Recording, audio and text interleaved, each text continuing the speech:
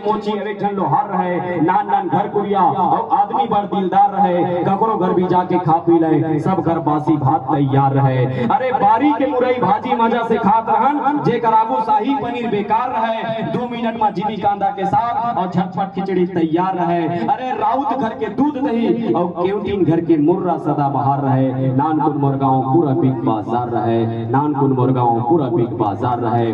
अपन घर के थारी ला कस के बजावन, लइका लइका संगीतकार रहे, पिडौरी मटासी ले तरिया मनहावन, साबुन और स्विमिंग पूल बेकार रहे। और फिर खांदी मुंदी गिल्ली डंडा खेलन, हमला कहाँ क्रिकेट के खुमार रहे। रतिया हुआ तो डोकरी दाई के कहानी सुनन, कहाँ टीवी या अखबार रहे। भाई बहनी दाई दादा के माया और गांव भर के प्यार रहे। नानकुन मोरगांव पूरा बिग बाजार रहे, नानकुन मोरगांव पूरा बिग बाजार रहे।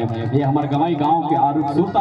आज धान लमी से बड़े बड़े ट्रैक्टर, बड़े बड़े हार्वेस्टर आ गए। और धान लमी से पहली जमाना में ट्रैक्टर और हार्वेस्टर ने रही तब 5-6 टन बैला ला जोड़ के दौरी फादन, और दौरी फादन तब बैला हर रेंगत रेंगत गोबर देवे। वो गोबर ला पैरा में झोकन, और पैरा में झोकन तो गोबर ले गरमे गरम धुआं उड़ाए। वो धुआं की जो सौंधी सौंधी खुशबू है जो महके, वो आजकल के लक्स और डाई बा साबुन में खलो नहीं मिले। बोलिए छत्तीसगढ़ महतारी।